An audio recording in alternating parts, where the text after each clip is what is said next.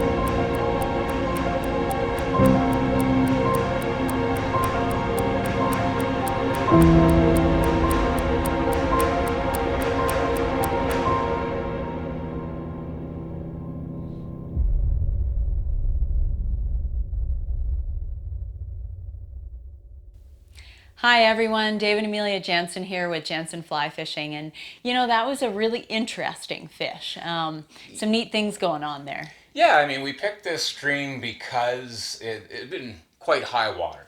A lot of rain just recently to us being at that creek, and because there was so much rain, it was like, well, we got to hit the small streams, right? And we found that one that was still high water and it was cold water, and that's the deceptive part about this whole thing. Because when you look at that video, it's like, ooh, look at that, just subsurface, and it rises straight away. And you think, gimme, yeah? Yeah. Not a gimme, No. no. And it rises, in our case, it rose about a minute or two after we got there. And it's like, oh, sweet, just missed, right? We're getting excited, yeah. But then it only rises one more time 20 minutes later. And as you're doing this, you're going, you know, that fish isn't doing much. It's like just kind of wiggling its tail. And in the video, it looks like, oh, he's nymphing.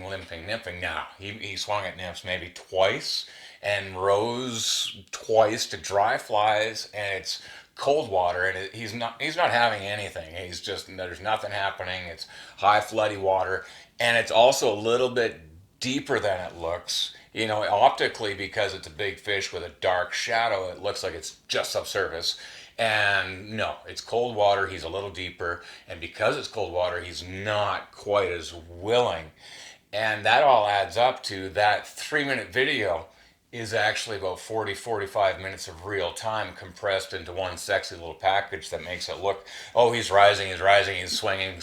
No, that was it in 45 minutes. It didn't happen in a heartbeat. No, we took some time, right? And you can tell, I mean, I've got a few layers on that day too. So yeah, it was cold conditions.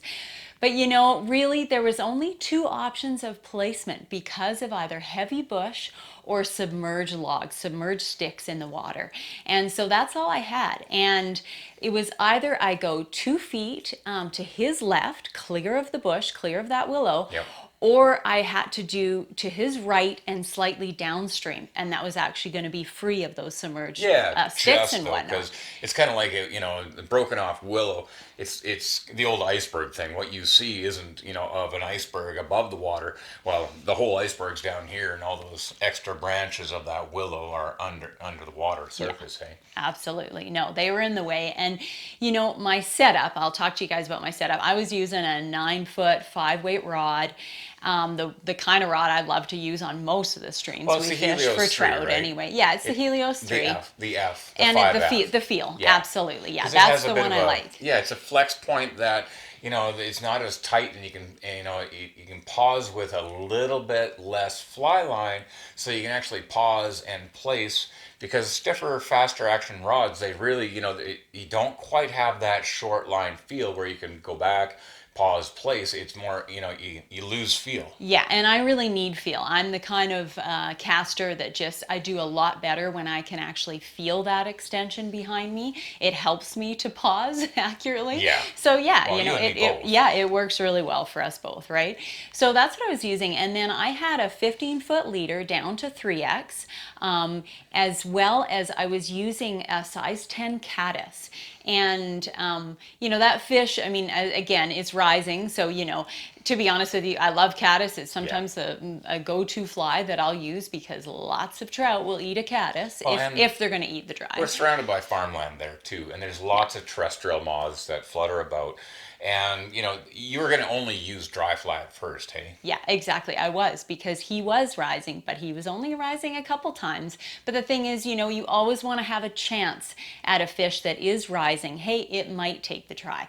So yeah, I then had to put out a cast with that dry to see if I'd get any response, right? And you nailed that. That first cast to the left of the bush, it was like, if this is the bush, that cast went just straight, like I'm talking inches to the left, and all that fish had to do was go, it was only about 18 inches to his left. Yeah, and the thing is, that was in the seam line. And typically fish, when they're holding just off the seam line, they're going to feed to the seam line. So that was my gut thought, is that, hey, this fish will come to its left.